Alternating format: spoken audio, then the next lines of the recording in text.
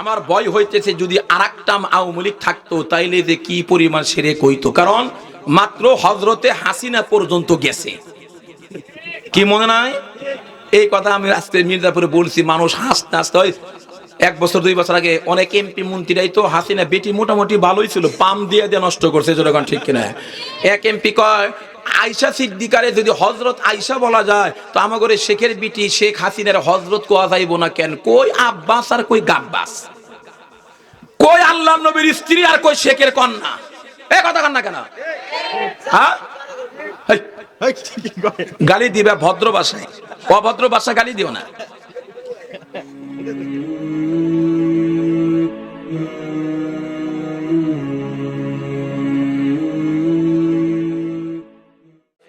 কারণ এখন তো 12টার পরে মাহফিলের নিষেধ বা অনুমতি এগুলার দরকার নাই।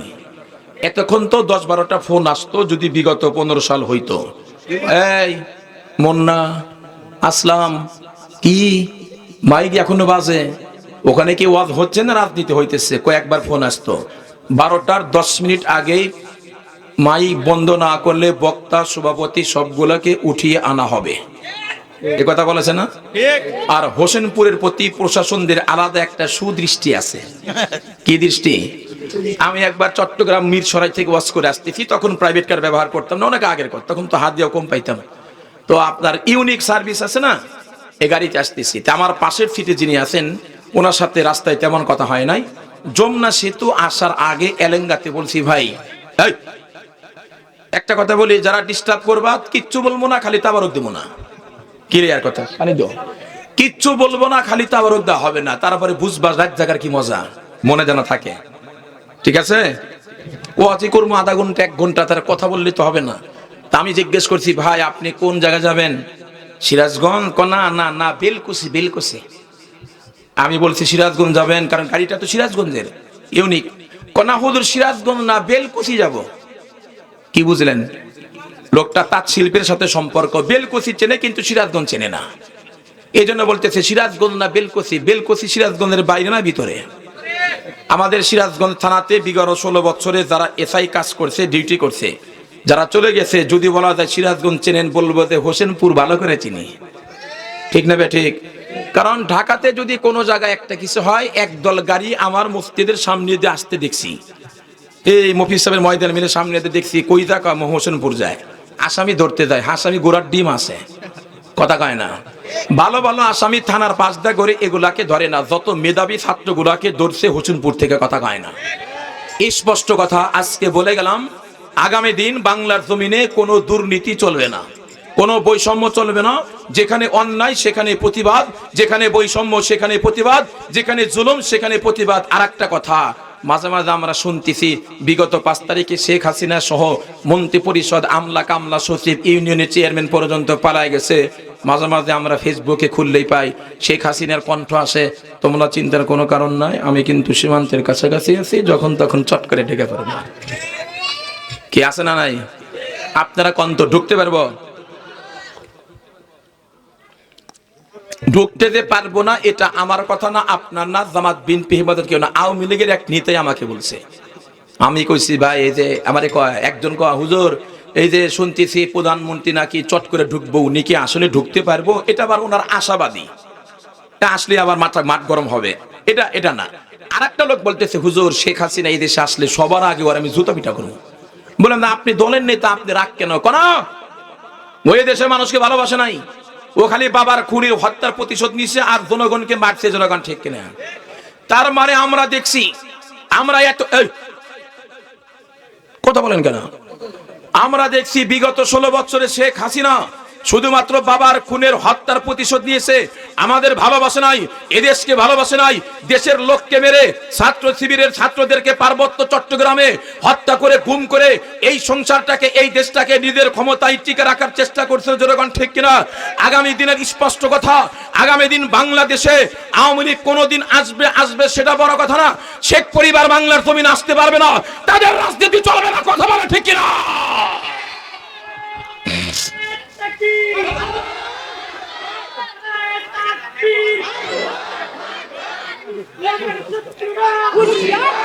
নোমান তকবীর যত দিবা তত আমার ওয়াজ কম হবো। ওয়াজটা শোন, তকবীর পরে দাও। আমি নভেম্বর মাসে, কথা বলে না, দোয়া করে দেবেন কিন্তু, নভেম্বর মাসের 2 তারিখ 4 তারিখ ডিসেম্বরের 12 তারিখে মাহফিল করেছে ঢাকা নবাবগঞ্জ দোহার। ইমরান ভাই, ইমরান ভাই, আপনার আপনার সাথে কথা হইতে বেশি সাবধান, কথা করে কিন্তু দোয়া করে চলে যাবো গা। এত রাত হয়েছে এখনো কথা কন আপনারা, আমার কথা বোঝা যায় না। হ্যাঁ বাচ্চারা,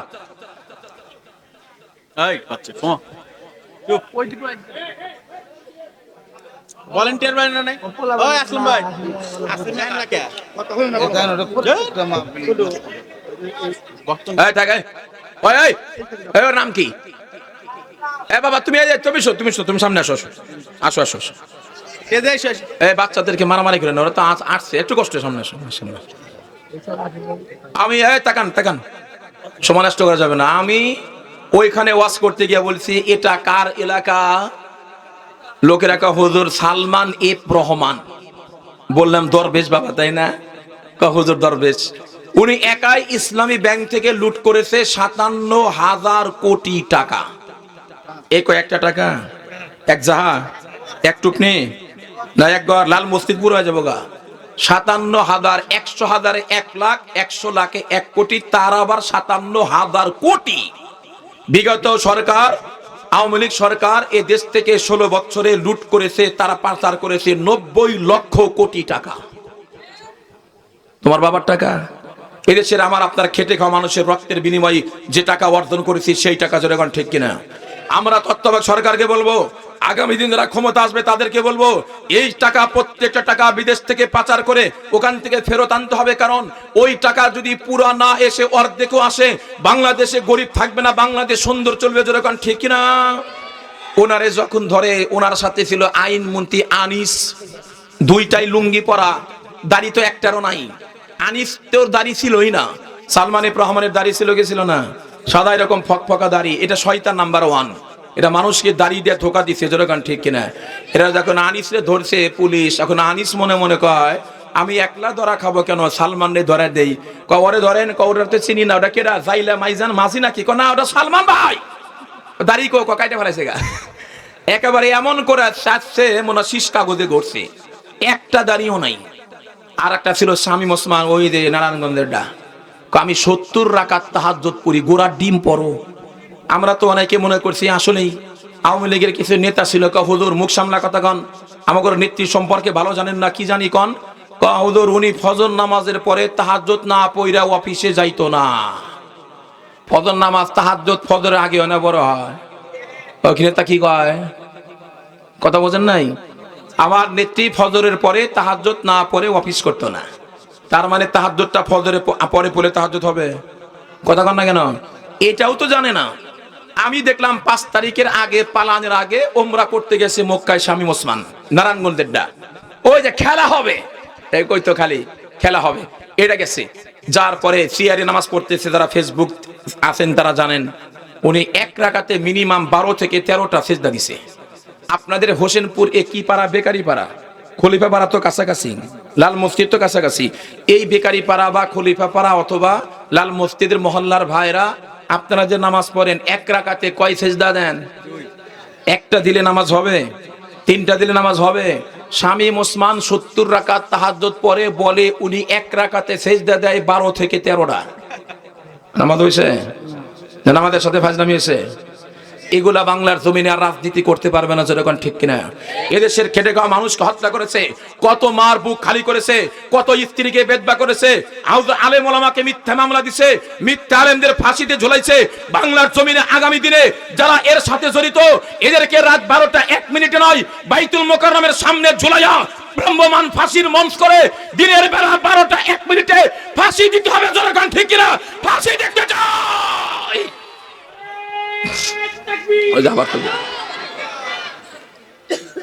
তকবীর দিলে তো সময় নষ্ট হবো, খালি জমায় রাখো।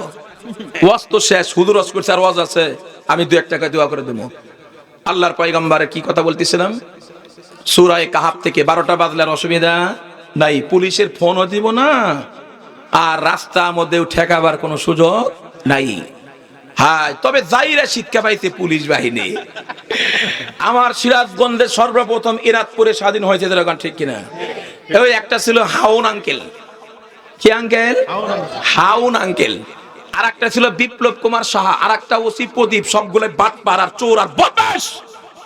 নিরীহ মানুষগুলাকে ধরে ফাঁসি দিছে, নিরীহ মানুষগুলা এসপি সিনহাকে মারছে, নিরীহ মানুষগুলাকে ধরে ধরে বলছে যদি 50 লাখ টাকা না দেস, যদি 10 লাখ টাকা না দেস, তাহলে তোদেরকে জঙ্গি মামলা দেওয়া হবে। আলেমদের 50 লাখ টাকা না দিলে জঙ্গি মামলা হবে। দৈরাই আরে লকাবে ঢোকা, যদি তুই মিথ্যা সাক্ষী না দেস, মিথ্যা কথা না বলস, তাহলে তোর জঙ্গি মামলা 20টা দিয়ে দিমুগা। জন্মের শিখতে পাইছে বাংলাদেশে পুলিশ বাহিনী আর কোনোদিন কোন সরকারের দালালি করে জনগণের উপরে চোখ তোলার সাহস পাবে না। ইনাদপুরে 12-13 টা মারছে একসাথে, বেশিবার ছিল। এমন অবস্থা হয়েছে পুলিশের ইউনিফর্ম চেঞ্জ করেন, এটা পরে আমরা জনগণ বাইরে পালাবো গা। আসলাম ভাই আছে না নাই? কথা ঠিক না? ঠিক। আগামী দিন পুলিশ জনগণের বন্ধু হতে হবে। যদি উল্টা পাল্টা হয়, শেখ হাসিনার সরকারকে দাবড়াইতে লাগছে 40 মিনিট, তোমাদেরকে বাংলাদেশ থেকে দাবড়াইতে আর কচু কাটা করতে 40 সেকেন্ডও লাগবে না। জোরে বলেন, ঠিক বললাম না ভুল বললাম? জোরে বলেন, ঠিক কি না? 40 সেকেন্ডও না। মানুষ আন্দোলন করা শিখছে, আন্দোলন শিখছে। আল্লাহ পাকও তো দেখছে এইভাবে অন্যায় করতেছে। আগামী দিন যদি আরেকবার 5 তারিখে, আমাকে এক লোক বলছে, হুজুর যদি 5 তারিখে শেখ হাসিনা জিতে যাইতো, তাইলে দেশের ছাত্রদের লাশ পড়তো, হাজার হাজার আলেমের লাশ পড়তো। জনগণ ঠিক কিনা? আমরা তো কিছুই করি নাই। ওবায়দুল কাদের ক্ষমতা থাকতে বলছিল আরো আগে যদি আমরা হারি 1 লাখ লোক মরবে। আসলে তো লোক মরে নাই, কয়েকটা বাড়ি ভাঙছে। কিন্তু যদি আমাদের বিপ্লব নষ্ট হয়, আর যদি প্রতি বিপ্লবের স্বপ্ন ওরা দেখে, আর আমাদের নিজেদের বৈষম্যের কারণে, নিজেদের ঐক্য অনৈক্য মনৈক্যের কারণে যদি আমরা হেরে যাই, রাস্তায় রাস্তায় লাশ পড়ে থাকবে। যেরকম ঠিক কিনা? কোনো ক্রমেই নিজেদের মধ্যে অশান্তি বাড়ানো যাবে না। আমাদেরকে চেষ্টা করতে হবে ভারতের দালাল যেন বাংলার জমিনে আসতে না পারে, আওয়ামী লীগের কোন দালাল যেন বাংলার জমিনে মাথা উঁচু করে কথা বলতে না পারে। ঠিক কিনা? মনে থাকবে তো ইনশাআল্লাহ। আল্লাহ আমাদেরকে তৌফিক দান করেন, আমিন। তেলাওয়াত করেছি সূরা কাহাফের শেষের দিক থেকে। আল্লাহ নবীর একটা হাদিস পড়েছি, লম্বা হাদিস।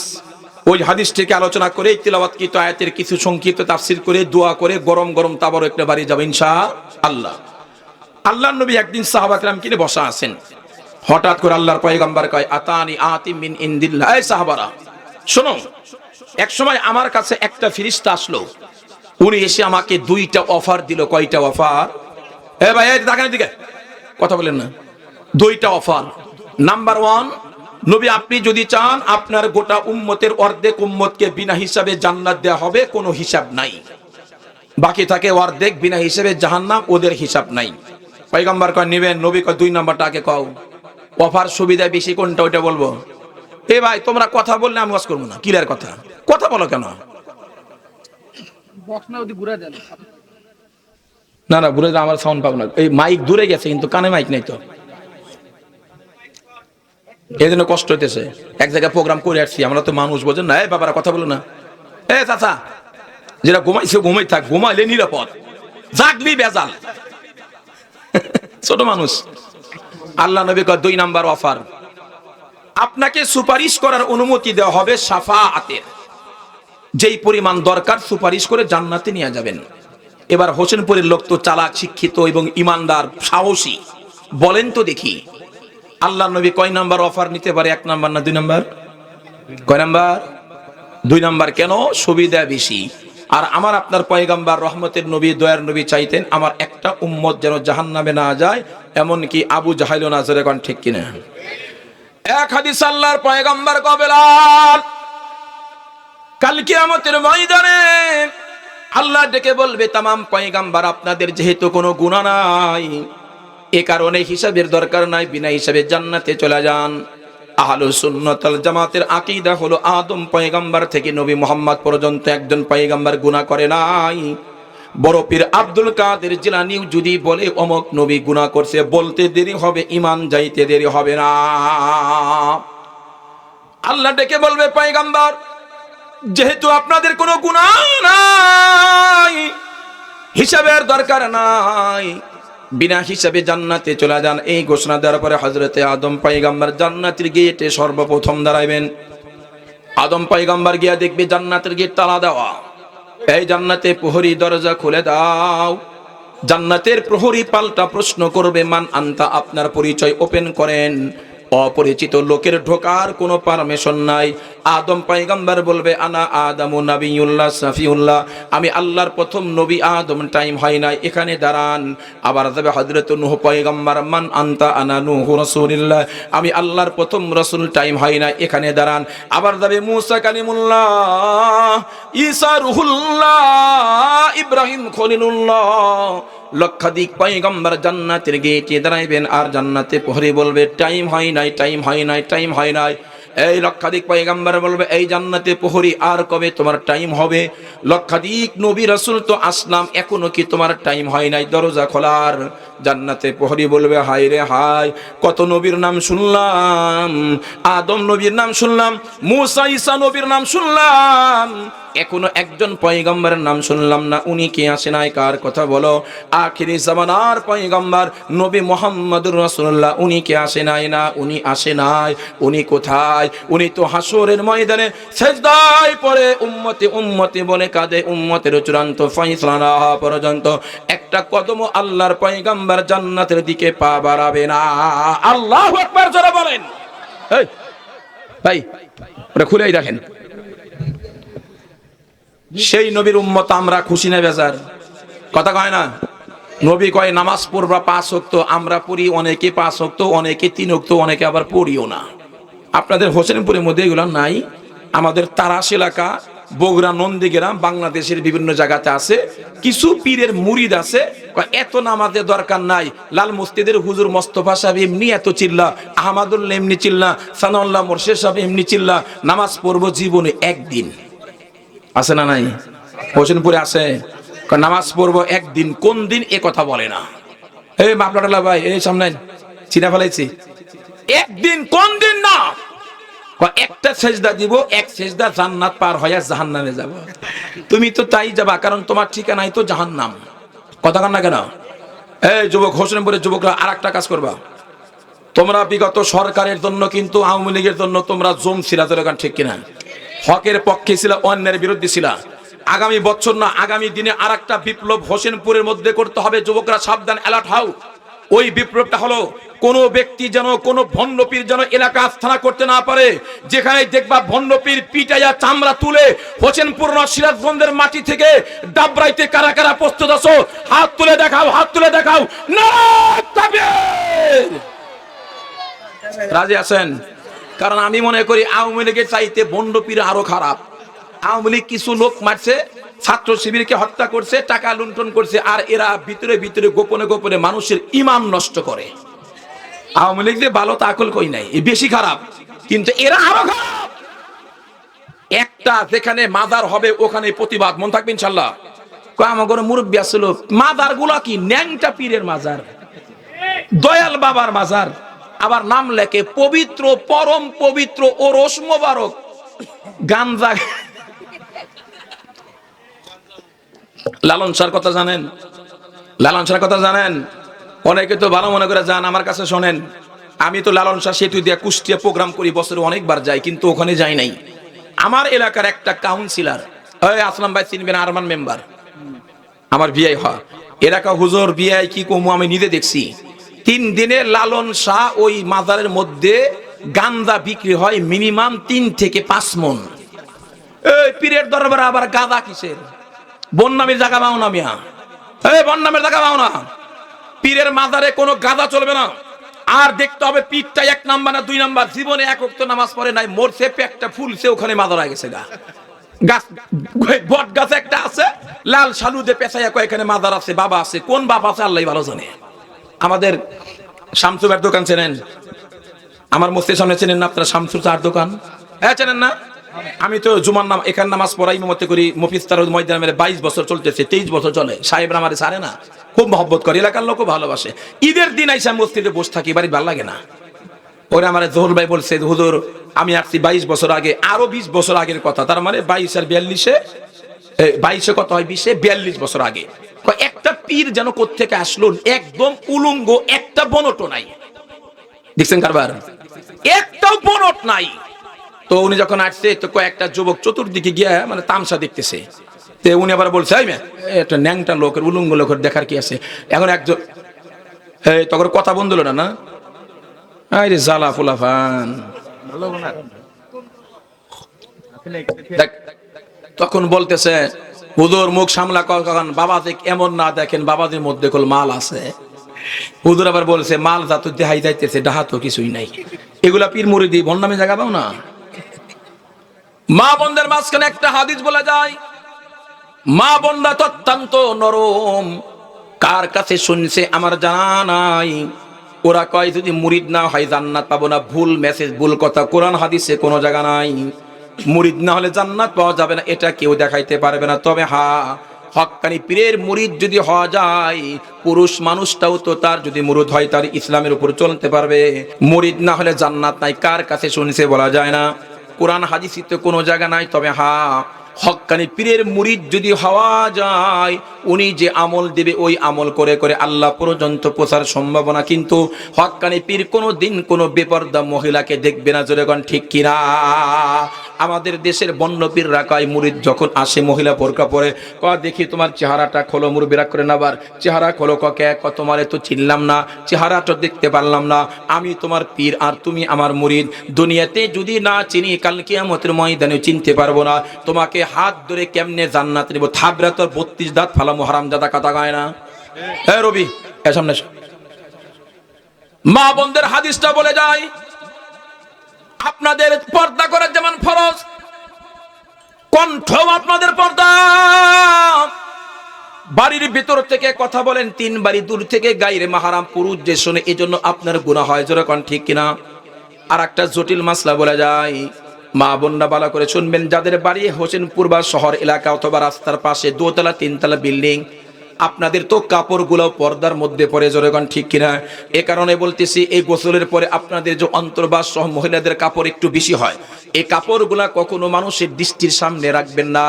কারণ এগুলা যদি রাস্তার সাথে ছাদের উপরে শুকায়া দেন, পয়গম্বর বলে এটার দ্বারা বেগানা পুরুষ যাবে আর চিন্তা করবে, হায় হায় যেই সুন্দর পায়জামা সালোয়ার কামিজ দেখলাম, মনে হয় বাড়ির মধ্যে জিনিস মনে কত সুন্দর, তার মানে মাথার মধ্যে কুমন্তন আসবে। জোরে কোন ঠিক কিনা? এ কারণে মহিলাদের শরীর যেমন পর্দা, কাপড় ও পর্দা, মা বোনদের কাপড়গুলো একটু আড়ালে দিতে হবে। আমি আপনাদের একটা ঘটনা শোনাই, শুনলে তো অবাক হয়ে যাবেন। সেই ঘটনা হলো চেয়ারম্যানের মা বলে কথা। আপনাদের হোসেনপুরের চেয়ারম্যান নয়, কোন এক এলাকার চেয়ারম্যানের মা বিদ্যা হয়ে গেছে, 70-80 বছর বয়স হয়েছে।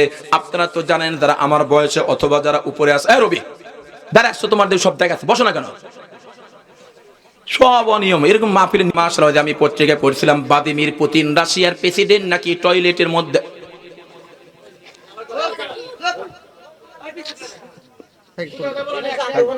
দাঁড়া এই তোমার নাম কি? তোর নাম কি? সাদা সাদা সাদা কালা কিন্তু, সাদা কালা কিন্তু, তোর নাম কি? তুই তো মারামারি করছিস দেখছি আমি, এক তো নাম কিন্তু ফাজিল কোনকার।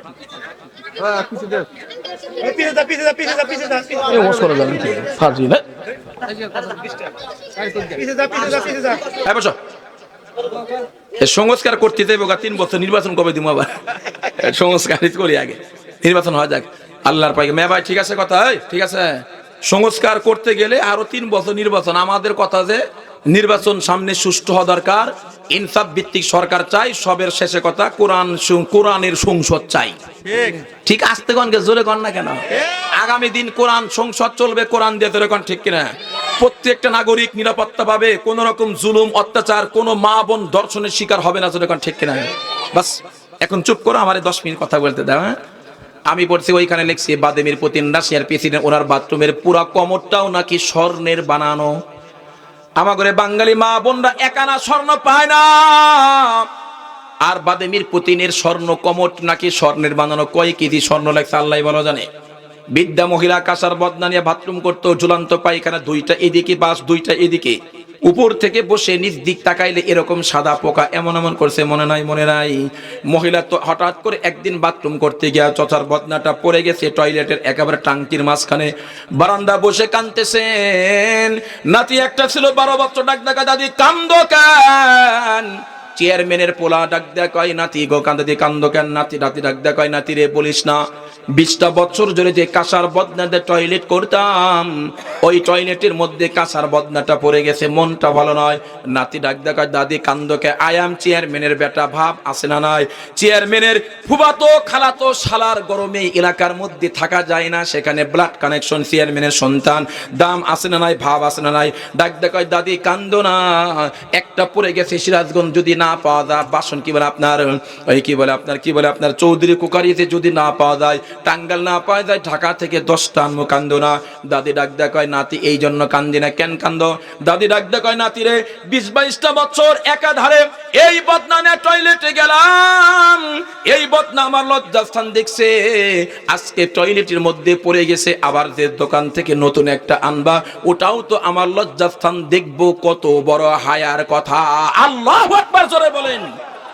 কথা কি বুঝছেন বদনার চোখ আছে তাহলে মহিলাদের লজ্জা ছিল এই বদনামা লজ্জাস্থান দেখছে 20 বছর আরেকটা আনবা সেও তো দেখবো তার মানে এক স্বামী ছাড়া আর কাউকে শরীর দেখাইবো না যেরকম ঠিক কিনা আর আমাদের দেশে হইছে উল্টা একটা স্বামী থাকতে আরো 10টা বয়ফ্রেন্ড আর 2টা বউ থাকতে আরো 4টা গার্লফ্রেন্ড তা হোসেনপুরের লোক ভালো আছে আবার পানি গো হোসেনপুরে এগুলা নাই এই বয়ফ্রেন্ড গার্লফ্রেন্ড বাদ দেন এগুলার মধ্যে খালি অশান্তি আর অশান্তি যেরকম ঠিক কিনা কথা কয় না আল্লাহ আমাদের সঠিক বুঝ দান করেন যা বলতেছি আল্লাহর পয়গম্বর ডাক দেয়া কয় আমি 2 নাম্বার অফার নেই না 1 নাম্বার নেই নাই 2 নাম্বারটা নিলাম তার মানে 2 নাম্বারটা যে নিলাম ওয়াক্তারতু শাফাআত ওয়া হিয়া লিমান মা তাওয়ালাম ইশরিক বিল্লাহি শাইআ আমি 2 নাম্বার নিছি প্রত্যেকটা লোককে সুপারিশ করে জান্নাতে নেব না না এমন কন্ট্রাক্টরই নেই নাই আমি আমার ওই উম্মতকে সুপারিশ করে জান্নাত পর্যন্ত নিয়ে যাব যেই উম্মত মৃত্যুবরণ করবে এমন অবস্থায় যে তার আমলনামায় অন্য গুনাহ থাকতে পারে কিন্তু শিরকের মতো গুনাহ থাকবে না আল্লাহু আকবার শিরকের গুনাহ নিয়ে যদি কেউ কবরে যায় 1000 বার হজ করলেও লাভ নাই 10000 রাকাত পড়লেও লাভ নাই হাজার হাজার লোকে যাকাত ফিতরা খাওয়াইলেও লাভ নাই কিন্তু পয়গম্বর কয় যত গুনাহ থাক শিরকের গুনাহ যদি না থাকে ওই উম্মতকে আমি সুপারিশ করে জান্নাত পর্যন্ত নিয়ে যাব তাহলে বোঝা গেল জান্নাত আমরা চাই কারা কারা হাত তোলেন কার সুপারিশ লাগবে বিশ্ব নবীর সুপারিশ এখানে বৈশা ভুল কও হ্যাঁ খুব মহব্বতে টুপি কত তোমার আজকে টুপি দিবা না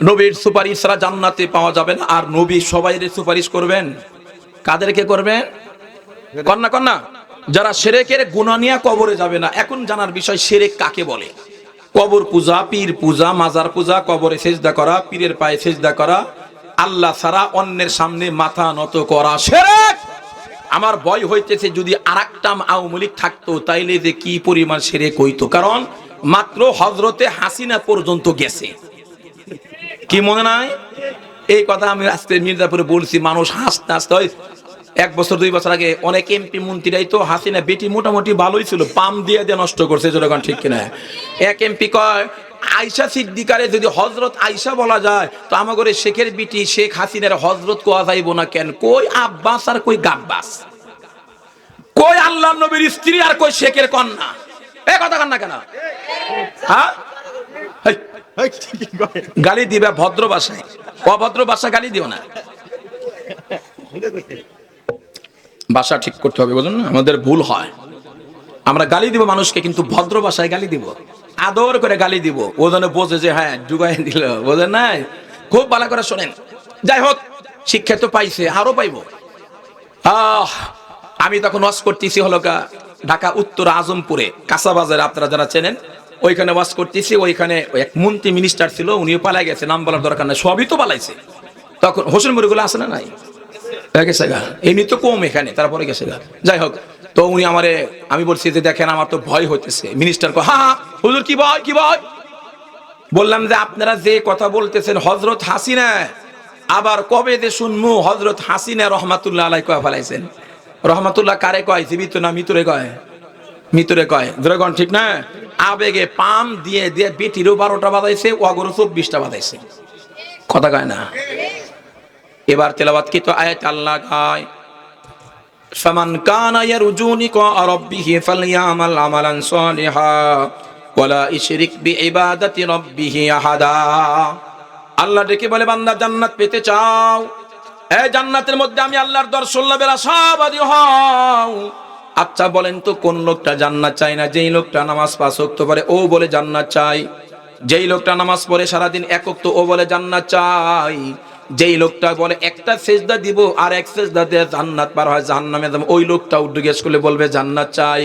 যেই লোকটা ইয়াবা, গাঁজা, মদ, শুকনা আটা, ভেজা কি কয়, আটা চুহানি না কি কয়, এগুলা খায়া যদি কোনো ব্যক্তিকে বলে আপনার আয় কলেজের মোড়ে অথবা মুলিবাড়ি না ডুলিবাড়ি কয়, ডুলিপাড়া মধ্যে যদি নাকডাইকে ঘুমায় মাল খায়া, কানের মধ্যে যদি মুখটা লাগায় বলা যায় আল্লাহর বান্দা মাল খায়া টাল হইছো ভালো কথা, জান্নাত চাও না জাহান্নাম, লোকটা অবশ্যই বর্তমান যুগের হলে বলবে মাল এমনি খাই না, জান্নাতে যামু তাই তো 3 বেলা নিয়মিত মাল খাই।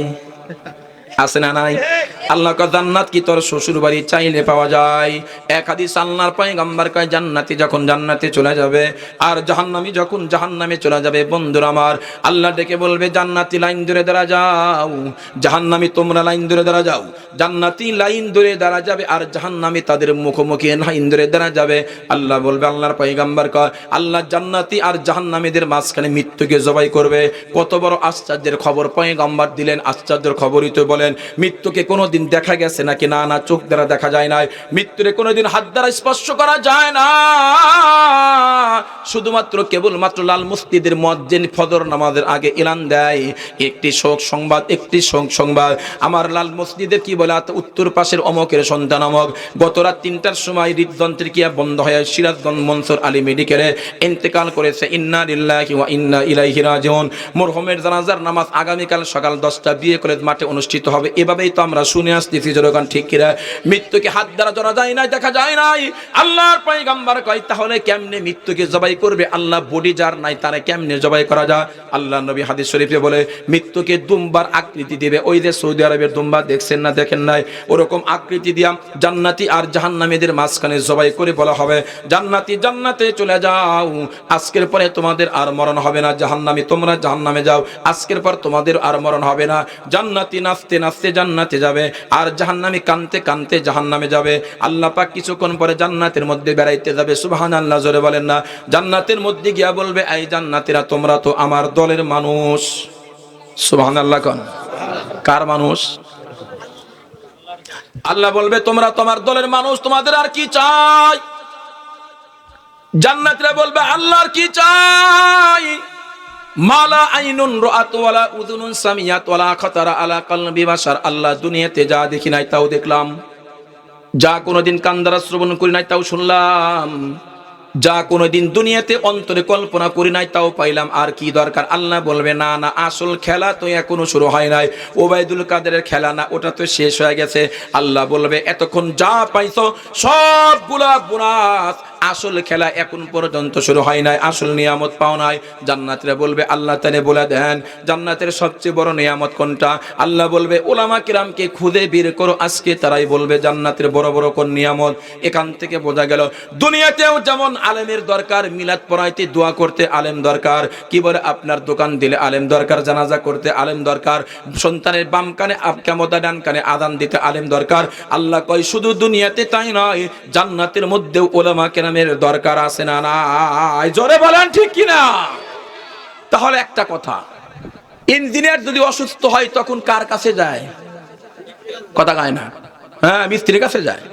ইঞ্জিনিয়ার আর্কিটেক্ট, যিনি ইঞ্জিনিয়ার বাড়ি ঘর বানান নকশা করে, উনি অসুস্থ হলে কার কাছে? ওনার বসের কাছে যায় না ডাক্তারের কাছে যায়? আচ্ছা, ডাক্তার যদি বাড়ি বানাইতে চায় কার কাছে যায়? ওনার বসের কাছে না ইঞ্জিনিয়ারের কাছে যায়? উনি যা ওর কাছে, ও যা ওর কাছে। ইসলামের কথা আর তাবলীগ আর দিন শিখতে হলে ডাক্তারের কাছে গেলে কাম হবে না, ইঞ্জিনিয়ারের কাছে গেলে কাম হবে না, যেতে হবে হক্কানি আলেমদের কাছে। যেরকম ঠিক কিনা? আমার কথার দ্বারা মনে হয় কিছু বুঝে ফেলাইছেন। স্পষ্ট কথা, এই দেশে তাবলীগ চলবে আলেম ওলামার নেতৃত্বে, ইসলাম চলবে আলেম ওলামার নেতৃত্বে। কারণ আমরা এদেশে ভাড়াটে হতে আসি নাই, ভাড়াটে হয়ে থাকি না। আমার নেতা মামুন সাহেব বলেছে এই দেশে ভাড়াটিয়া না, আমরা অধিকার নিয়ে থাকি। কারণ বাংলাদেশ স্বাধীন হওয়ার আগে পাকিস্তান স্বাধীন হয়েছে, পাকিস্তান স্বাধীন হওয়ার আগে ভারতবর্ষ স্বাধীন হয়েছে, ভারতবর্ষ স্বাধীন হয়েছে মুফতি আব্দুল আজিজ দেহলভির ফতোয়াতে, আলেমের ফতোয়ায় স্বাধীন হয়েছে ভারতবর্ষ, ভারতবর্ষ স্বাধীন হওয়ার পরে পাকিস্তান স্বাধীন, পাকিস্তান স্বাধীন হওয়ার পরে বাংলাদেশ স্বাধীন, তার মানে স্পষ্ট হিসাব ক্লিয়ার। বাংলাদেশ স্বাধীন হওয়া নির্ভর করে পাকিস্তান স্বাধীন হওয়ার উপরে, পাকিস্তান স্বাধীন হওয়া নির্ভর করে ভারত স্বাধীন হওয়ার উপরে, ভারত স্বাধীন হওয়ার উপর নির্ভর করে আলেমের ফতোয়ার উপরে। অতএব এই দেশে আলেমের নেতৃত্বের বাইরে কোনো কিছু চলবে না। যারা আগামী দিন ক্ষমতা যাবে আলেম ওলামাকে মাইনাস করেও যাইতে পারবে না। কথা ক্লিয়ার। ওলামা কেরামকে বাদ দিয়ে কই যাবেন? তাবলীগ শিখবেন, আলেমকে বাদ দিয়ে খোদার কসম গোমরাহ হওয়া ছাড়া কোনো লাভ নাই। এই জন্য আগামী 31-30 জানুয়ারি ইজতেমা হবে, ওলামাকে নেতৃত্বে যাবো। কারা কারা হাত তোলেন? হাত তোলেন। আল্লাহ আমাদের কবুল করুন, আমিন। স্পষ্ট কথা, মান অন্ধ বিশ্বাস হয়ে না, খালি আমার কথাটা শোনেন। 5 মিনিটের জন্য মানলাম এই দেশে তাবলীগ আর চললো না, তাবলীগ বন্ধ মনে করেন। কয় মিনিট? তাবলীগ আর চলবো না মনে করেন। মসজিদে আযান হবে কি হবে না? কারা দিবে? ইমাম। নামাজ হবে কি হবে না? কারা পড়াবে? বলে হুজুর আমরাও তো পড়াইতে পারি। তুমি পড়াইবে কিন্তু ওযু ছাড়া, তুমি তো ওযুর মাসলা জানো না। জানাজার নামাজ পড়াইবে, ওই 5 তাকবীরে না হয় 3 তাকবীরে না হয় ওযু ছাড়াই পড়াইবা। কথা কয় না? আমার মনে আছে শেখ হাসিনা আমলের কথা, আরো কয়েক বছর আগে ঢাকায় একটা নাস্তিক মারা গেল। মুফতি আমিনী ফতোয়া দিল নাস্তিকের জানাজা কোনো আলেম করবে না, সব করা হইলো। এক লোক অফিসে চাকরি করে, জুব্বা চরমনার কিছু মুরিদ আছে, তবলিগ করে, দেখবেন দাড়ি জুব্বা দেখলে মনে হয় বড় হুজুর। আছে না নাই? আছে না নাই? আচ্ছা, তো ওই লোকটা যখন ওরে কয় তোমার জানাজা করতে হবো, নাইলে চাকরি নাই, নাইলে গুলি করে মেরে ফেলাম গা। সরকারতে বলা হলো, এই লোকটা কয় বিপদে পড়ছি, কথা আমি উযু করে আসি, টয়লেটে গেছে আর আসছে। আসার পরে যখন জানাজা পড়াইছে, সব মিডিয়া, এনটিভি, এরপর ইন্ডিপেন্ডেন্ট, এটিএন বাংলা, সোনার বাংলা, আরো যত বাংলা, রূপ বাংলা যা আছে সবগুলা ধরছে। যেখানে সব মুফতি সাহেবরা ফতোয়া দিল জানাজা নাস্তিকের হবে না। তুমি করলা কেন? ফতোয়া কোন ফত্তিতে? কয় কই না বিপদে পড়ছিলাম, তবে খুশির খবর আমি কিন্তু ওযু করছিলাম না। এভাবেই ওযু ছাড়া জানাজা হবো। ওলামা কেরামকে বাদ দেয়া দুনিয়ার ইমামতি আর দুনিয়ার ইসলাম আমল করবা, তাবলীগ করবা, কোনোদিন হবে না। কথা কয় না? আমরা ওলামা কেরামের বাইরে কিছু করব না। আমরা যে ফেরেশতা এই কথা বলি নাই, দোষ আমাদের আছে, কিন্তু একজন সাত দোষ করতে পারে, কোটি কোটি আলেম একসঙ্গে দোষ করবো না। জোরে কোন ঠিক কিনা? আরো জোরে বলে। আল্লাহ আমাদের প্রত্যেকে সঠিক বুঝ দান করুন, আমিন। সব জান্নাতে চলে যাবে। ওলামা কিরামকে ডেকে বলবে চলেন যাই, জান্নাতে এত নিয়ামত পাইলাম, কিন্তু আল্লাহ বলতেছে আসল খেলা নাকি এখনো শুরু হয় নাই। জান্নাতে বলবে চলো যাই, জান্নাতের সবচেয়ে বড় নিয়ামত হলো আল্লাহর দিদার দর্শন। সুবহানাল্লাহ। জান্নাত ও দোজখ সে ইয়া রব क्या करूं, আরজু হে মাই তুঝে দেখা করো। আল্লাহ জান্নাত চাই না, জাহান্নাম চাই না, তোমাকে দেখবার চাই। বড় পীর আব্দুল কাদের জিলানীর নাম শুনছেন নি আপনারা? দেখেন নাই? অনেক আগের কথা। বড় পীর আব্দুল কাদের জিলানী আল্লাহ জান্নাত যদি দাও তো আলহামদুলিল্লাহ, যদি জান্নাত না দেয় জাহান্নাম দাও। তাইলে একটা কথা, জীবনে কোনোদিন ফজর নামাজ কাদা করি নাই, জীবনে কোনোদিন তাহাজ্জুদ বাদ দেই নাই, অন্যের আল জমি কাইটা রাতের অন্ধকারে জমি বড় করি নাই, দুধের মধ্যে পানি দেই নাই, পানির মধ্যে দুধ মিশা নাই, স্ত্রীকে মারধর করি নাই, বাপ মার সঙ্গে খারাপ আচরণ করি নাই, জনগণের উপরে কষ্ট দেই নাই, জুলুম করি নাই, দর্শন করি নাই, অন্যের বাড়ি মুরগি চুরি করে খাই নাই, ডাব চুরি করে খাই নাই। আল্লাহ যদি জান্নাত দাও আলহামদুলিল্লাহ, জান্নাত না দিয়া জাহান্নাম তো দিবা। একটা দরখাস্ত, জাহান্নামে এমন একটা জায়গা দিও যেই জায়গা থেকে আল্লাহ মাঝে মাঝে উকি দিয়া দিয়ে আল্লাহ তোমাকে দিনের বেলা একবার দেখা যায়। আল্লাহু আকবার। এই হলো বড়দের চিন্তা। জান্নাত না দিলে জাহান্নামে দাও, কিন্তু ওইখান থেকে যেন তোমাকে বারে বারে দেখা যায়। এই কথা বলে আল্লাহ মাফ করে দিব না?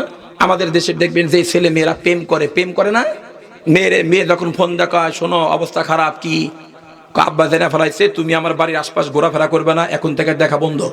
ছেলেটা ডাক দেখায়, তুমি খালি শুক্রবার দিন বিকেল বেলা মাগরিবে রাখ দে, ওই ছাদের এক কানে খালি খারাপ হইবে, আর না তো তোমার জামাটা রাখবে খালি এক নজর দেখে যামুগা।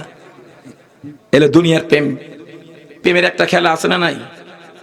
আব্দুল কাদের জিলানী আল্লাহ জান্নাত দিলে তো কথাই নাই, যদি না দে জাহান্নাম দেও, কিন্তু একটা দরখাস্ত, এমন একটা জায়গায় দিও যেখান থেকে তোমাকে বারে বারে দেখা যায়। সুবহানাল্লাহ। কয় না? আল্লাহ পাক তো বাহানা তালাশ করে। কোন আমলে আল্লাহ মাফ করবো পৃথিবীর কেউ বলার নাই, যেরকম ঠিক কিনা? একটা হাদিস আসছে, একটা লোক দ্বারা থাকবে, যাও তুমি জাহান্নামে যাও। আপনাদের বলতেছেন আবার হাদিস, হাসরের ময়দানে লোকটা দিবে দৌড়, এত দৌড় দিবে, আমাদের কান্দাবার ভাষা কয় ছিটটা দৌড়, আপনারা কি কন? জাইরা দৌড়। যেই দৌড় দিলে লুঙ্গি খুলে যায়, জুতা বাড়া যায়। ওই যে মাঝে মাঝে মিছিলে গেছি না, পুলিশ দাবড়াইছে না, জুতা কই, আমি কই, কোনো খবর নাই। এই দৌড় দিস আল্লাহ, তারা তোরে বললাম জাহান্নামে যা, তুই তো আপত্তি করে না, অমনি দৌড় দিলি, কারণ কি?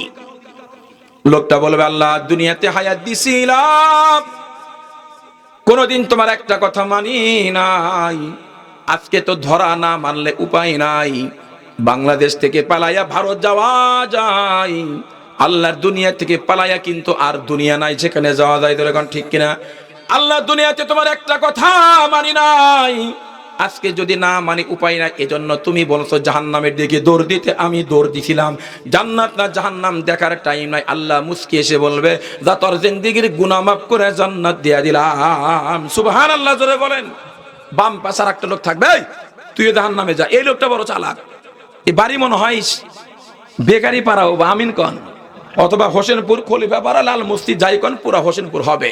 লোকটা খুব চালাক। কেমন চালাক? রাসূল কয়, আল্লাহ বলবে জাহান্নামে যা, 10,000 যাওয়ার পরে ওই যে নর্থ বেঙ্গল হাসপাতাল আছে না নাই, অথবা পুঠিয়া বাড়ি যাওয়ার পরে ব্রেক করে আবার আল্লাহর দিক তাকাবে, আবার যাবে, আবার তাকাবে। যমুনা সেতু পর্যন্ত 93 বার খালি তাকাইবে। আল্লাহ বলবো, কি রে তোর হিসাবটা এমন কে? ওরে বলছি জাহান্নামে যা, এক দৌড়ে মুনিবাড়ি পার। আর তোরে বলছি তুই 10 হাত পর পর খালি তাকাস, ব্রেক করস। কারণ কি? লোকটা খুব, আল্লাহ তোমার একদিকে তোমার জাহান্নামের ভয় আছে, জান্নাতের আশাও সারি নাই। এর নামই হলো ঈমান। আল ঈমানু বাইনার রাজা আল খাউফ। হযরত ওমর ফারুক বলতেন, আল্লাহ যদি বলে দুনিয়ার সব লোক জান্নাতে যাবে, একটা লোক জাহান্নামে যাবে, আমি ওমর ভয় করতেছি, আখাফু ভয় করতেছি, ওই লোকটা আমি। আর যদি আল্লাহ বলে দুনিয়ার সব লোক জাহান্নামে যাবে, একটা লোক জান্নাতে যাবে, আমি আশাবাদী, আরজু আমি আশাবাদী, ওই লোকটা আমি। সুবহানাল্লাহ কন্যা। এই দুইটার সমষ্টির নামই হলো ঈমান। ভয় থাকতে হবে, আশা। লোকটা বলবে, আল্লাহ তুমি বলছিলা, দৌড় দিলাম, কিন্তু আবার চিন্তা করলাম, না জানি তুমি আবার কখন আমার ডাক দিয়া দাও। সুবহানাল্লাহ। আবার তুমি না জানি কখন ডাক দাও। এজন্য আল্লাহ বারবার তাকাই। খুতুবাতে জুলফিকার কিতাবের নাম বললাম, ওইখানে হাদিস টানছেন জুলফিকার আহমদ নকশবন্দি দামাত বারকাতুহু আলিয়া।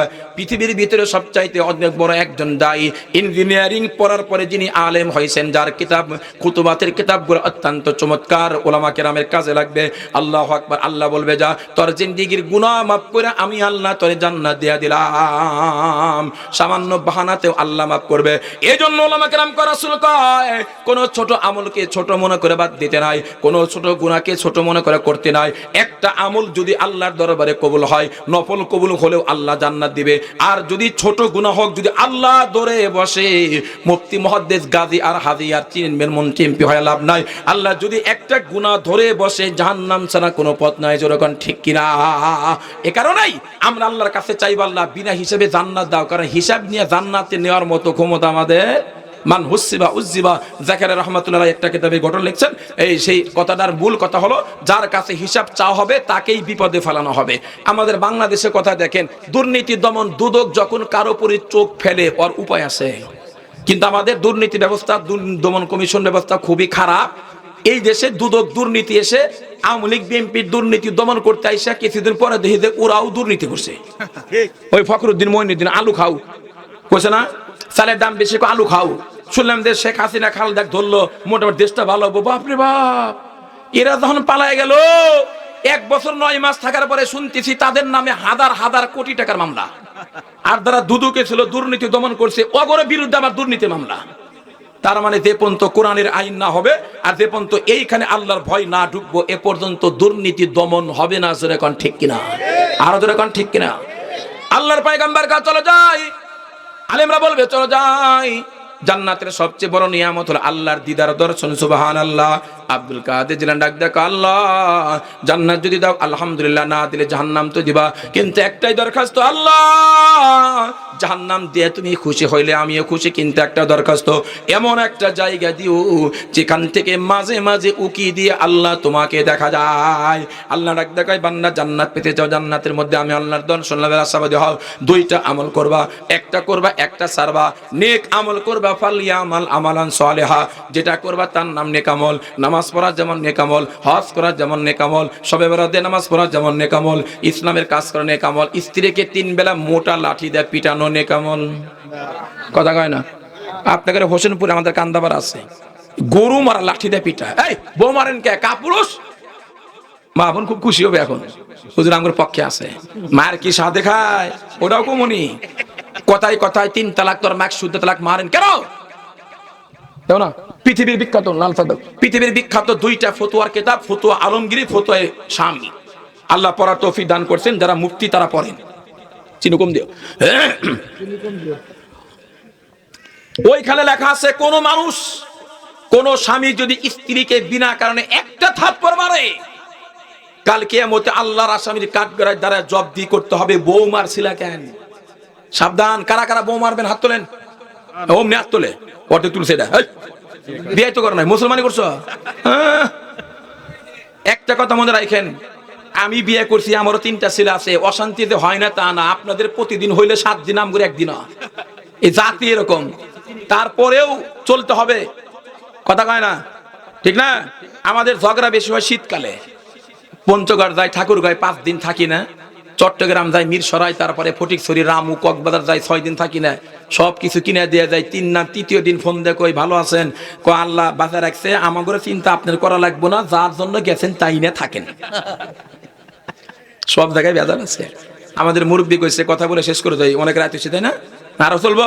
না না না, কাল জুমার নামাজ, দাঁড়ান দাঁড়ান, এই শুকুন জুমার নামাজ আছে তো, যাই হোক জুমা পর্যন্ত ওয়াজ করি, বেশি ওয়াজ লাভ নাই। তো কি কথা বলতেছিলাম? বউ মারা। আমাদের মুরব্বী বলছে গড়ি নষ্ট হয় না। আসলাম ভাই, গড়ি নষ্ট হয় না? এই গড়ি নষ্ট হলে দেখবেন, এই নষ্ট গড়িও 2 বার টাইম ঠিক দেয়। 12টার কাছে গিয়া কাটা বন্ধ হয়েছে, মনে করেন বেড়ালি নাই, নষ্ট হয়ে গেছে গা। দিন 12টাও 12টা বাজবো PM, রাত 12টাও 12টা বাজবো AM। তার মানে 24 ঘন্টার মধ্যে কাজ না দিলেও 2টা টাইম ঠিক দিব। আমাদের হুজুর কইতো, এই বউ যদি উল্টা পাল্টা হয়, ওবি দইরা মোরা কোনো মতো থাক, মাঝে মাঝে কাজে লাগবো। বোঝেন নাই? বোঝেন নাই? আপনি জ্বরের সাইডে যারা টানবেন, এটা যদি আরো খারাপ হয়, হ্যাঁ সাবধান। তবে মাছ যে খায় দরকারও আছে, সাদে মার খায়, সারাদিন স্বামীর সাথে cat cat cat cat cat করবো। বিয়ের সাথে খুব মিতালি, হাই বিয়াই, হাই আবার কি হাই হাই বিয়াই। গতবার বাণিজ্য মেলা দেখছিলাম, কি সুন্দর মালটার মতো চেহারা ছিল। এত শুকাইছেন, বিয়ান খাবার দেয় না, কানা কইও না, পুরুষ সুযোগ নেয় পাইছি, কয় না সংসার চলবো না, কবি শোনেন বিকেলে কলোজার আইসেন, কিছু টিপ দিউনি। বিকেলে কলোজারা গেছে, কাজ মনের মধ্যে গিয়া টিপ দিচ্ছে, 2 বেলা মালটা খাবেন, গরুর দুধ খাবেন, ডিম খাবেন। কেন এইভাবে কি স্বামীরে কোয়া যায় না? হ্যাঁ, সংসারে অশান্তি বাড়ে না কমে? এই জন্য স্ত্রীদের মারবেন না, মা বোনদের বলে আপনারা স্বামীকে একটু ভালোবাসেন। খালি খালি খালি ফেসবুক আর খালি এগুলা।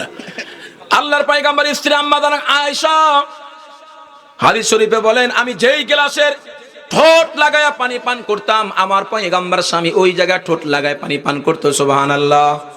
মহব্বত বাড়ছে না কমছে? আর আমাদের হয়েছে উল্টা, স্বামীর গেলাস আলাদা, স্ত্রীর গেলাস আলাদা, বেটারটা আলাদা, বিটিরটা আলাদা, ফকিরেরটা আলাদা, মেহমানেরটা আলাদা। ফকির মেহমান বুঝলাম, বাহিরের মানুষ করোনা হইতে পারে, যক্ষা, এরপরে কি বলে আপনার ডেঙ্গু হইতে পারে, স্ত্রীর তো ডেঙ্গু জ্বর হয় নাই, তাহলে গ্লাসটা আলাদা কেন? আজকে বলে গেলাম, মা বোনরা শুনতেছেন, এখানে মনে হয় আছে, বাচ্চার কান্না শোনা গেল, তার মানে এখানে আছে। আপনাদের বলা যায় স্বামী স্ত্রী গ্লাস কিন্তু আলাদা হবে না, এক গ্লাসে 2 জন পানি পান মহব্বত হবে। প্লেটটাও আলাদা হবে না, এক প্লেটে খাবেন। আর মাঝখানে কোলবালিশ রাখবেন না, হয় যমুনা নদীর মধ্যে ফেলা দিবেন, আর না হয় আরেক রুমে রাখেন। স্বামী স্ত্রীর মাঝখানে কোন রকম কম্বল রাখা, কি বলে আপনার কোলবালিশ রাখা, এটা ঘুরে ওইদিকশো, এটা ঘুরে ওইদিকশো, মাঝখানে মোটা কোলবালিশ একটা পাশির দিয়ে রাখছে, এটা সেটিং করে কান্দাপাড়া, এটা সেটিং করে রানীগ্রাম। এখন তো অশান্তি পরে বাড়ে না কমে? এই জন্য আমার ফতুয়া হলো, ইস্তেহাত করে বের করছি, বর্তমান স্বামী স্ত্রী যারা 80 বছর বুড়া, ওদের তো আর দরকার নাই। এ যারা জোয়ান টোন আছে, মাঝখানে কোলবালিশ রাখা জায়েজ নাই। ওর কোলবালিশ ও, ওর কোলবালিশ ও।